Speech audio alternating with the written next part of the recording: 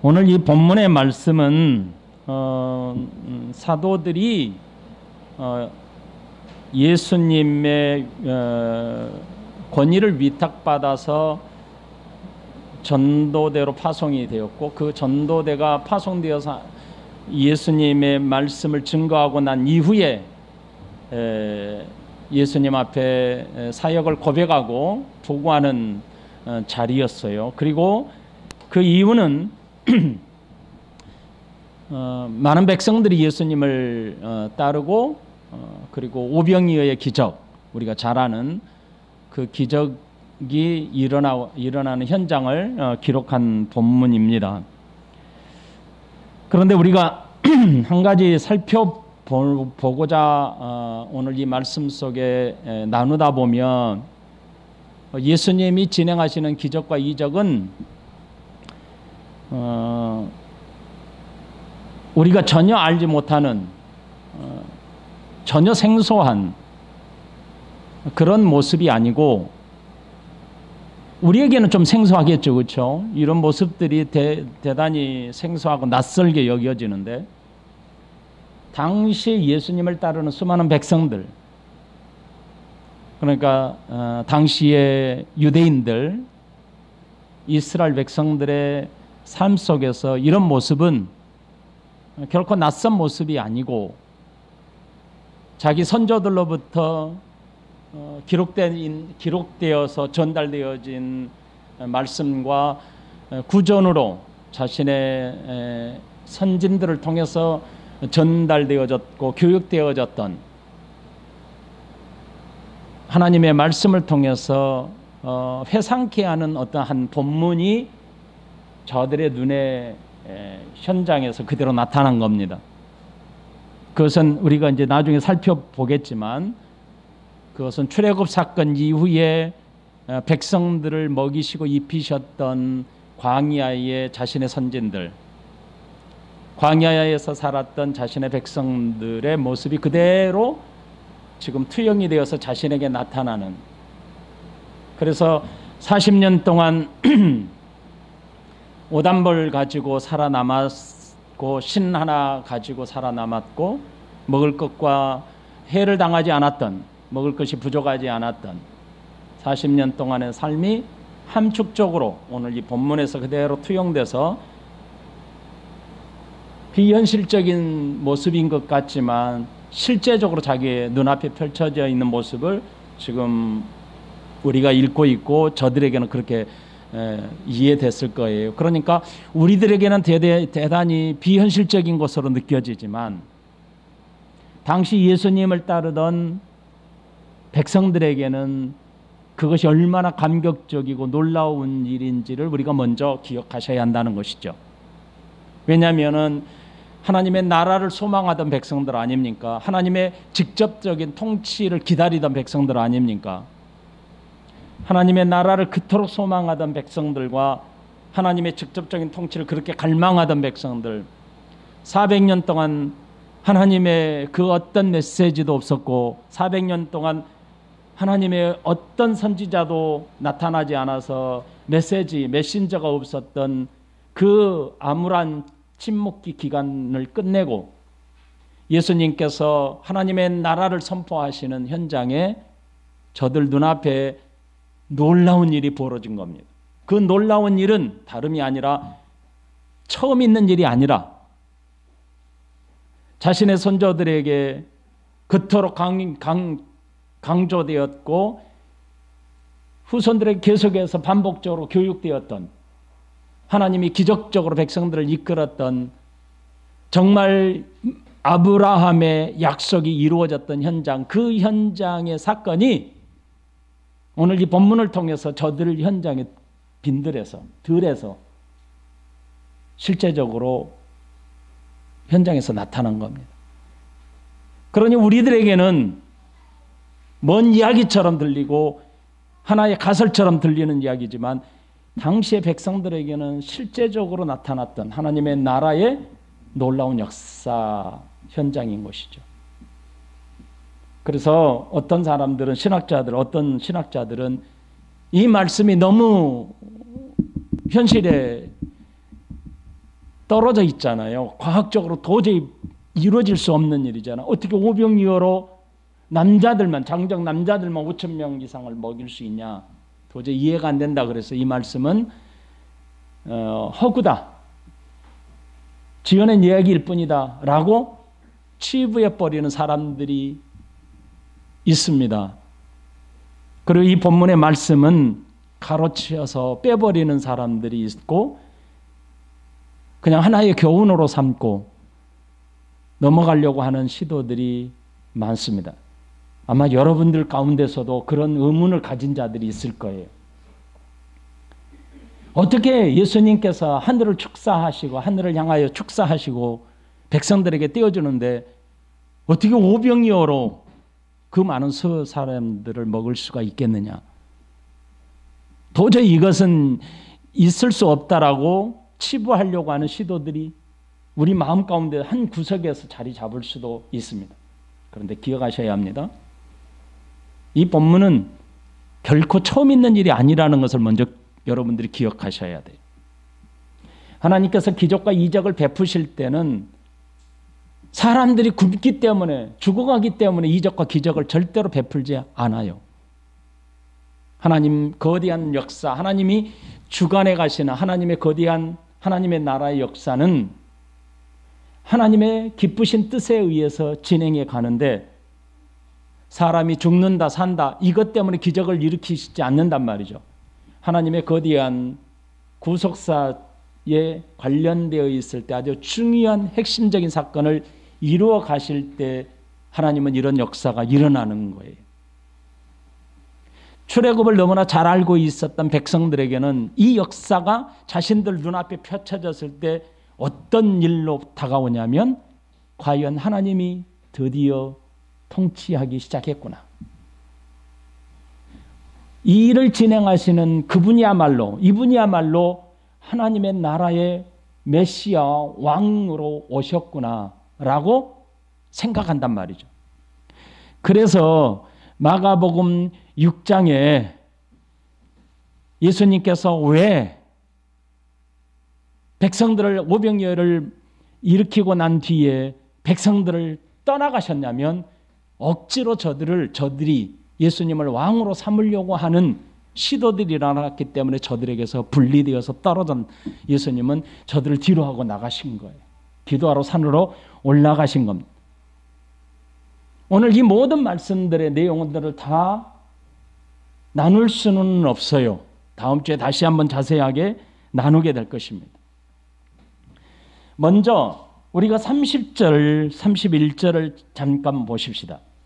사도들이 예수께 모여 자기들이 행한 것과 가르친 것을 낱낱이 고하니 이르시되 너희는 따로 한적한 곳에 가서 잠깐 쉬어라 하시니 이는 오고 가는 사람이 많아 음식 먹을 겨를도 없음이라. 여러분 사도의 이 사도들의 전도 파송한 사건 그리고 그 예수님 앞에 찾아와서 보고한 그 사건 사이에 세례 요한의 순교적 사건이 기록되었지요. 우리는 지난주에 함께 나눴습니다. 그 사건이 중간 사건으로 되어 있고 가로 열고 가로 닫고로 되어 있고 제자들이 파송받고 난 뒤에 사역을 잘 성공적으로 마치고 예수님 앞에 찾아와서 지금 예수님께 보고하는 그 장면입니다. 지금. 그런데 얼마나 많은 사람들이 예수님에 대한 소문을 듣고 얼마나 많은 사람들이 찾아왔는지 오늘 본문은 사람들이 많다고 그랬어요. 사람이 많다. 이 많다라는 것은 숫자를 헤아릴 수 없어요. 인위적으로 숫자를 얼만큼 헤아릴 수 없이 많다는 뜻입니다. 많은 사람들이 찾아왔어요. 제자들과 예수님을 찾아왔어요. 그런데 30절에 보면 사도들이 예수께 모여 이렇게 표현되어 있죠. 여러분 잠시 마가복음 6장 7절 말씀을 보시지요. 마가복음 6장 7절 12 제자를 부르사 둘씩 보내시고 더러운 귀신을 제어하는 권능을 주시고 이렇게 말하죠. 12절에 보면 제자들이 나가서 회개하라 전파하고 이렇게 돼 있죠. 자, 6장 7절 보면 제자를 부르시고 보냈어요. 그랬더니 12절은 제자들이 나가서 이렇게 표현되어 있죠. 자, 보냈어요. 먼저 부르셨죠. 그리고 보내시죠. 그리고 제자들은 나갔어요. 그리고 30절에 사도들이 예수께 모여서 돌아왔어요. 이것이 예수님이 제자들을 부르신 목적이에요. 자, 보세요. 예수님의 제자 12를 부르시고 보내시고 나가서 사역을 하고 있는 중간에 세례 요한의 사건이 기록돼요. 그리고 세례 요한의 사건이 가로 열고 가로 닫고로 기록되고 난 이후에 12제자를 뭘로 부르시냐면 사도들이라고 부릅니다. 제자에서 사도로 명칭이 바뀌어요. 이것은 무슨 뜻이냐면 오늘 제자들은 예수님의 개인적인 제자들은 그냥 교육받고 예수님의 삶을 본받기 위하여 훈련받기 위해 따라다녔던 그들의 훈련자들을 중심으로 한 표현이 제자들이라면 오늘 본문의 사도들이라고 하는 것은 부르사 보내시고 나가서 이게 함축되어 있단 말이죠. 부르시고 보내사 나가서 이게 함축되어 있는 내용이 사도란 말이죠. 그러니까 이미 그들은 훈련받고 교육받는 그들의 존재가 아니라 이제 더 이상 그런 존재보다도 공식적으로 예수님의 권위를 위탁받아 예수님이 가지고 있는 예수님의 권세를 위임받아서 그 위임받은 권세를 행할 사람들, 예수님의 권위를 행동으로 옮길 사람들, 이런 자들을 공식적으로 지칭하는 명칭이 사도란 말이죠. 이제 그러면 우리가 잘 아는 사도라고 하는 이 단어의 뜻이 뭐라고 했습니까? 우리가 함께 나눌 때 사도는 보냄을 받은 자들이라는 뜻을 가지고 있다고 그랬죠. 보냄을 받은 자라고 하는 것은 무엇을 의미하냐면 보내는 사람이 있고 보내짐을 당한 사람이 있잖아요. 그러면 사도들은 다른 사람이 아니라 보내지는 사람, 보내는 사람을 중심으로 해서 자신은 그분으로부터 보내짐을 당해서 보내어진 사람으로서 그 보내진 사람, 보낸 사람의 권위를 그대로 내가 안고 보낸 사람의 권위를 가지고 보낸 사람의 권위를 행사할 사람이 사도들이란 말이죠. 그러니까 예수님께서 12제자를 부르시고 보내서 나가서 돌아왔더라. 이 과정 중에는 뭐가 포함되어 있어요? 사도라는 단어 속에 다 포함되어 있는 거예요. 제자는 부르셨다라고 하는 의미가 강해요. 무엇을 위해서? 훈련과 교육을 위해서. 저와 여러분들은 사실은 예수님의 사도라고 말하지는 않아요. 우리는 예수님의 사도적 권위를 가졌다라고 말은 해요. 그것은 가능한 얘기입니다. 그러나 저와 여러분들은 사도라고 말하지는 않아요. 왜요? 예수님의 직접적인 권위를 예수님이 직접 부르시고 예수님이 직접 우리에게 예수님의 삶 전체를 보여주시면서 교육하지는 않았거든요. 그래서 예수님의 사도라고 할 때 예수님의 사도는 사도행전은 우리가 지금까지 같이 나눴던 것처럼 사도행전에서 예수님이 십자가에 죽으시고 부활하시고 사역하셨던 모든 일을 함께 했던 자들, 눈으로 보고 목격된 자들 가운데 예수님을 계속 따라다녔던 사람들이 예수님의 특별한 부르심을 받아 사도가 된 사람들이죠. 그러면 우리는 사도가 가진 그 사도적 권위가 오늘 우리들에게도 그대로 우리에게도 위임된 것은 분명한 사실입니다. 그래서 우리는 사도적 권위를 가진 자들이고 사도적 사명을 가진 자들이지, 우리가 사도가 될 수 없고 우리 교회가 사도 교회가 되지 못해요. 그래서 한국 교회에서 얼마 전에 대단히 큰 이단적 요소가 있었어요. 사도행전적 교회, 신사도적 교회, 이런 표현들 여러분 들어보셨죠?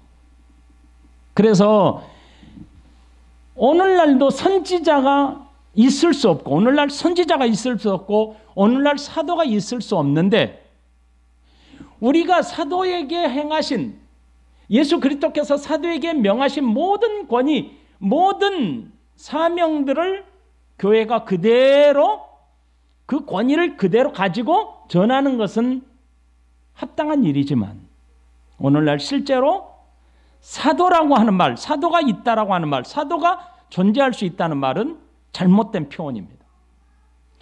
그래서 요지는 이거예요.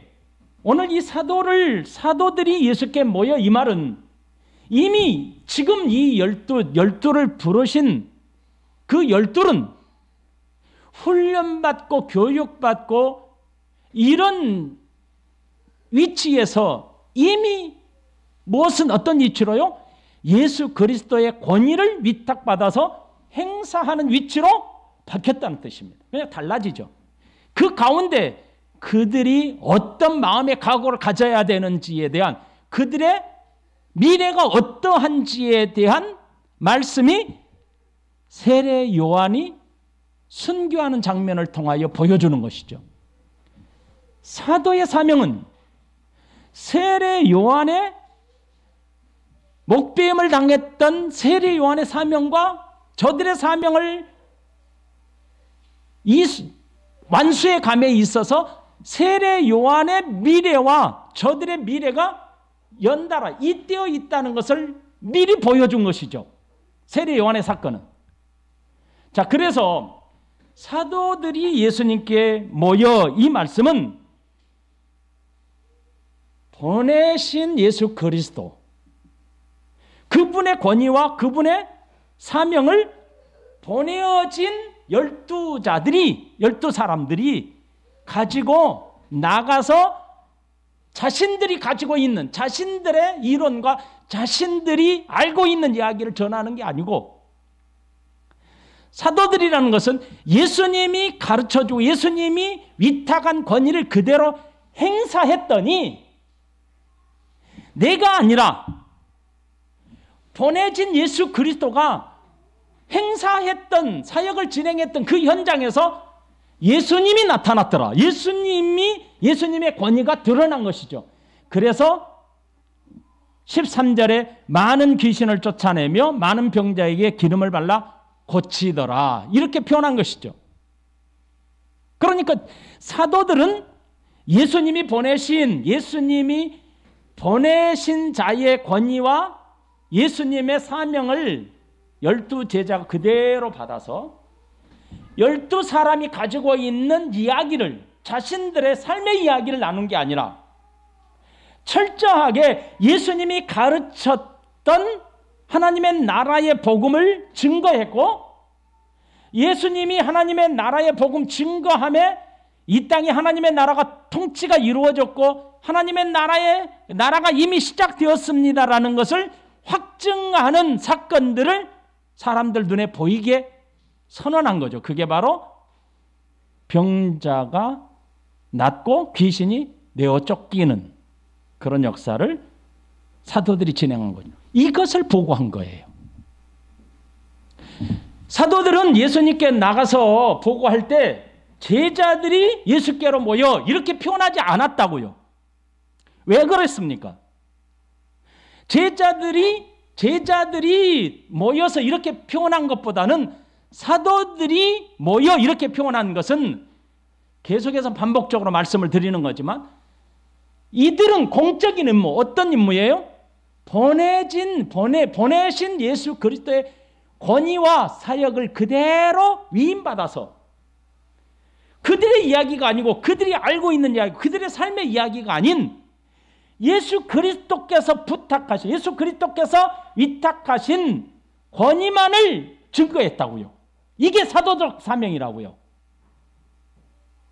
그 사명을 감당하고 난 이후에 예수님께 돌아왔다는 이것을 강조하기 위해서 사도들이 모여 이렇게 표현한 것입니다.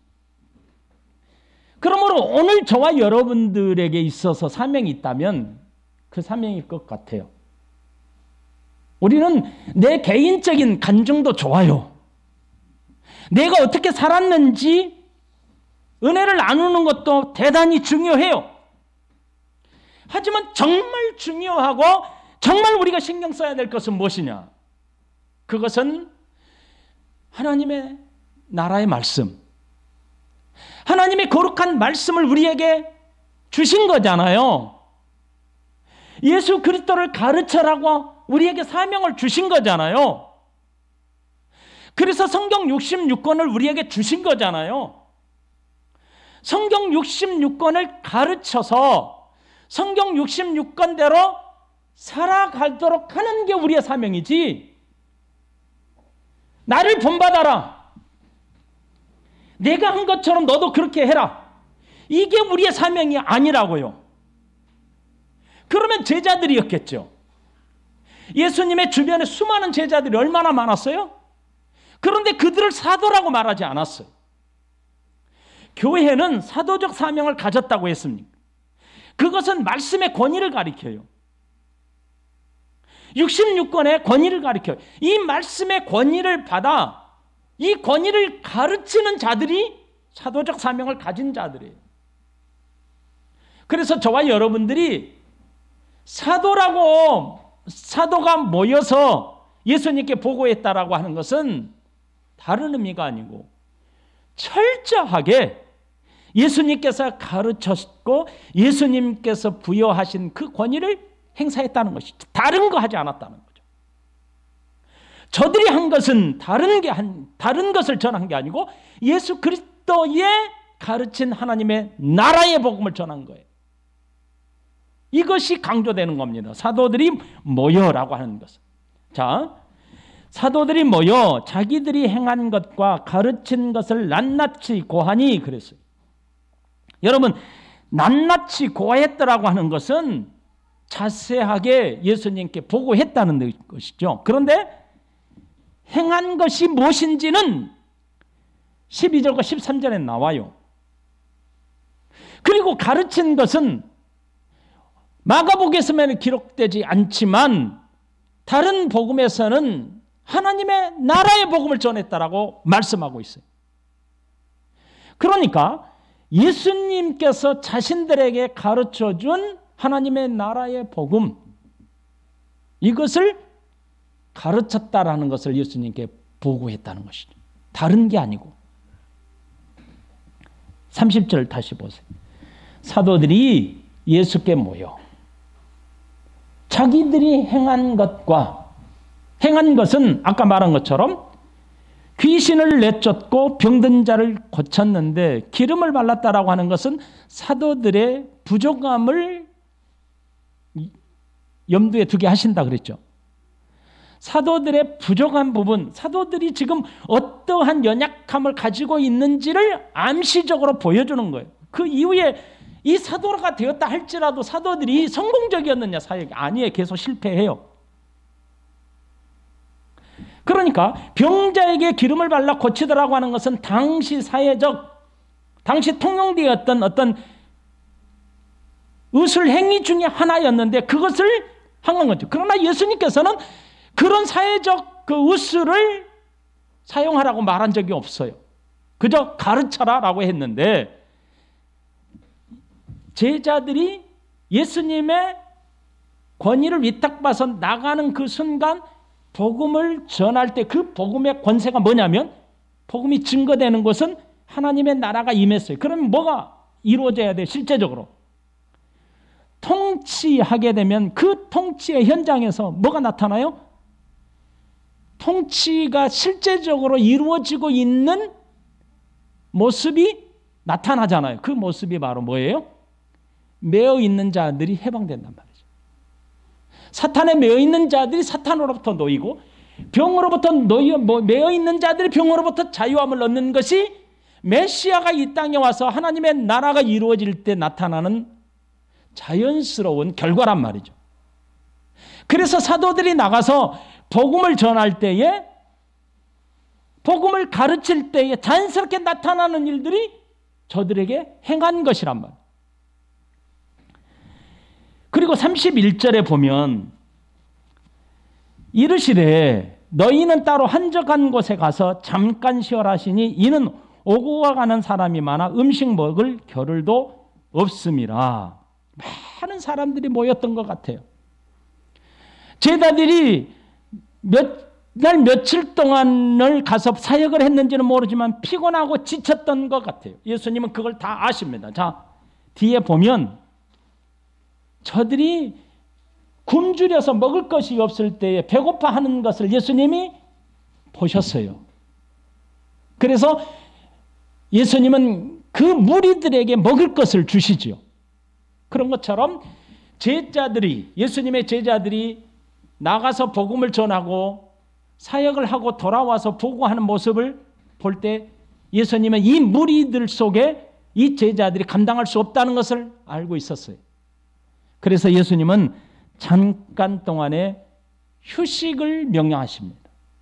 뭐라고 하시냐면 한적한 곳에 가서 잠깐 쉬어라. 여기서는 잠깐은 사역과 비교했을 때에 많은 시간이 아니에요. 잠깐은 잠깐 차를 한 잔 마실 수 있는 여유. 그러니까 많은 시간은 뭐 한나절을 쉬어라 이런 게 아니고 잠깐 자신의 사역들을 정리하고 차를 마실 수 있는 시간으로 여유를 좀 가져라. 이렇게 표현한 거예요. 잠깐이라는 것은. 그러니까 너 잠깐만 여기서 쉬어. 예수님께서 그렇게 명하시고 함께 나가는데 왜 그랬냐면 오고 가는 사람이 많아 음식 먹을 겨를도 없었다라고 이렇게 표현해요.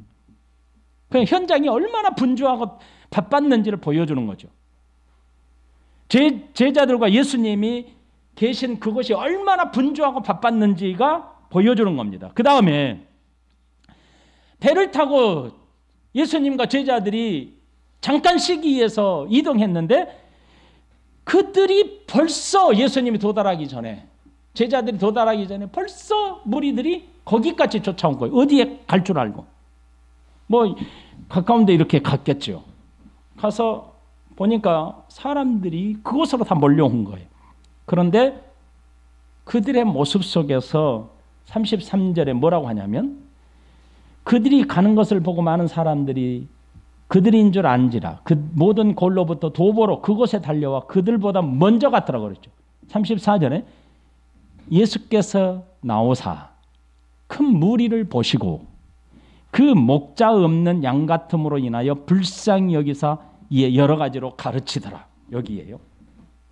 자, 30절에 가르친 것을 낱낱이 고하더라. 34절에 또 가르치신지라 이렇게 표현하고 있어요. 그런데 누구에게 가르쳤냐면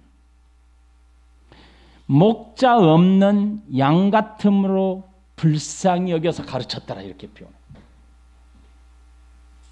목자 없는 양같이 방황하는 저들을 바라보며 가르쳤다. 여러분, 목자 없는 양 이것을 보여준 아주 극렬하게 보여준 장면이 그 전에 기록되어 있어요. 목자 없는 양의 모습이 어떠한지를 그 전에 가르쳐주고 있어요. 그게 뭐냐면 세례 요한의 순교 현장입니다. 이것을 바라보면 세례 요한의 순교 현장은 먹을 것이 풍족하고 음악이 있고 춤이 있고 기쁨이 있고 저들에게는 전혀 부족함이 없는 것 같아요. 그런데 저들의 모습이 오늘 여기에 있는, 들에 있는 예수님을 쫓아 온 사람들의 모습과는 정반대의 모습이에요. 먹을 것이 없죠. 음악도 없지요. 춤도 없지요. 풍족하지가 않고 다 빈곤해요. 그런데 목자 없는 양같이, 그 말은 정처 없이 목표점이 없는, 인생의 목표가 없는 자들의 모습처럼 이리저리 우왕좌왕 왔다 갔다 하더라 라고 하는 표현입니다. 목자 없는 양이 되면 어떤 일이 벌어질까요? 돈이 있다고 해서 그 돈의 가치를 아느냐? 돈이 없기 때문에 그 사람은 순수하느냐? 아니란 말이죠. 돈이 있기 때문에 돈이 있는 대로 저들은 목자 없는 양처럼 방황하는 것이고, 여기에는 죽음과 더러움이 가득 차. 그런데 이것은 순수할 것 같지만 그렇지 않아요. 빈곤함 속에서 길을 헤매고 다닌단 말이죠. 정반대의 모습이지만 동일한 모습도 있고 전혀 다른 모습이 있어요. 그런데 예수님이 뭐라고 하냐면 목자 없는 양들이다 이렇게 표현해요. 여기는 예수님이 계셔요. 빈들에는 예수님이 계셔요. 하지만 헤롯에게는 예수님이 계시지 않아요. 그럼에도 불구하고 빈들에서 있는 자들에게 뭐라고 말씀하시냐면 목자 없는 양같이 이리저리 다니는 그들을 보면서 불쌍히 여기셨더라 이렇게 표현해요.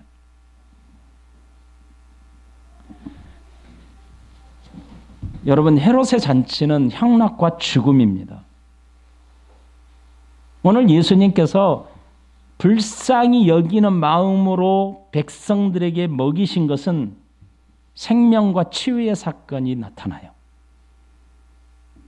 그래서 이후에 보면 예수님께서 먹을 것을 주라 그렇게 이제 제자들에게 말씀하시잖아요. 이것은 제가 다음 주에 좀 더 자세히 표현해 드릴게요. 근데 예수님은 지금 여기가 사실은 6월절이거든요. 6월절이 가까이 오고 있어요. 요한복음에 보면 6월절이 가까이 옴을 보시고 그랬어요. 그러니까 이게 연결이 돼 있어요. 무엇과 연결되어 있냐면 6월절이라고 하는 것은 뭐가 딱 떠올라요? 출애굽. 들에서 하늘에서 내리는 양식, 그럼 뭐가 떠올라요? 만나와 메추라기가 떠오르는 거예요. 방황하는 백성들에게 예수 그리스도께서 무언가를 연상시켜주는 일을 행하신단 말이죠. 그것은 바로 백성들이 그토록 기다렸던 하나님의 나라와 하나님의 거룩한 통치가 너희들 눈에 펼쳐지고 있고 그 하나님의 통치가 이루어져 가고 있음을 저들에게 확증적으로 보여주는 사건이 오늘 본문의 사건이란 말이죠. 그런데 그 본문에 있는 백성들의 모습은 방황하는 자들이었단 말이에요. 목자 없는 양같이 헤매이는 자들이었어요. 저와 여러분들이 목자 없는 양과 같이 헤매이던 사람들 아닙니까? 그렇죠? 목자 없는 양의 모습은 어땠어요? 삶과 죽음이 뭔지 모르죠. 생명과 죽음이 뭔지 모르죠. 왜요? 목자 없는 양의 모습을 보면 그렇다고 해요. 앞길에 분간을 잘 못하고 위험이 어디 있는지도 잘 분간을 못해서 반드시 목자가 앞장서야 양들이 따라다닌다고 하죠. 인도자가 있어야 양들은 푸른 초장으로 나아갈 수 있는데 그렇지 못할 때는 가시, 낭떠러지, 목자 없는 양이 얼마나 불쌍한 삶을 가게 되는지를 보여주는 사건이 성경에 나와 있어요. 그런데 오늘 예수님께서 그 모습을 보신 거예요. 그래서 목자 없는 양들 같더라. 그래서 예수님이 불쌍히 여기셨던 거예요. 그래서 여기에 참여하는 모든 자들이 예수님의 그 기적과 이적에 참여하는 자들이 다 구원에 속해 있느냐, 그들이 다 예수님을 믿고 따랐느냐, 그것은 보장을 못해요. 왜 그럴까요? 예수님이 십자가에 피 흘려 죽으실 때를 생각해 보세요. 이렇게 많은 자들이 똑같이 이구동성으로 십자가에 예수님을 못 박으세요라고 오히려 돌을 던지고 외쳤잖아요. 그러니까 여기에 있는 자들이 다 예수 믿고 구원받을 하나님의 백성들이다 라고 장담을 할 수가 없어요. 다만 예수님은 인간의 존재가 어떠한 존재인지, 죄에 빠져 있는 인간의 존재가 어떠한 존재인지를 보여주고, 그 죄에 빠져 방황하는 존재인 인간들을 위해서 예수님이 어떻게 오셨는지, 그래서 이들을 위하여 어떤 마음을 가지고 있는지를 보여주는 모습입니다. 여기까지 말씀을 맺겠습니다. 우리는 예수 그리스도의 사도적 권위를 부여받은 하나님의 백성들이요, 교회입니다. 그렇다면 우리의 진짜 큰 사명은 무엇일까요? 가르치는 사명. 나 자신에게 말씀을 나에게 가르쳐야 되고, 여러분 주위에 있는 사람들에게 하나님의 말씀을 가르치는 사명이 여러분과 우리 교회에게 있는 겁니다. 다른 어떤 것보다도 먼저 그것이 선행되는 것이 우리의 사명입니다. 두 번째로는 하나님의 나라의 복음의 능력이 어떠한지를 여러분의 삶 속에서 경험하셔야 합니다. 하나님의 능력, 하나님의 나라의 능력은 우리의 삶 속에서 하나님의 나라가 이루어지고 통치하게 될 경우 우리의 삶의 가치관이 다르단 말이죠. 세례 요한의 순교의 현장에서는 인생의 가치가 어디에 있는지를 보여주는 거예요. 돈에 있었고, 권력이 있었고, 향락에 있었고, 인생의 육신의 즐거움이 있었어요. 하지만 그들에게는 목자 없는 양같이 무엇이 가치가 있는지를 몰랐던 사람들에게는 죽음과 비웃음과 조롱이 있어요. 하지만 하나님의 나라의 가치가 분명하게 있는 자들에게는 그 가치가 무엇인지를 알아요. 그래서 예수님의 가르치심에 귀를 기울인단 말이죠. 그 가치가 무엇인지 여러분들이 하나님의 나라의 복음의 가치가 얼마나 크고 위대한지를 여러분의 삶 속에서 경험하며 사는 은혜의 백성들 되기를 예수님의 이름으로 축복합니다. 기도하십시다. 우리 같이 기도하십시다.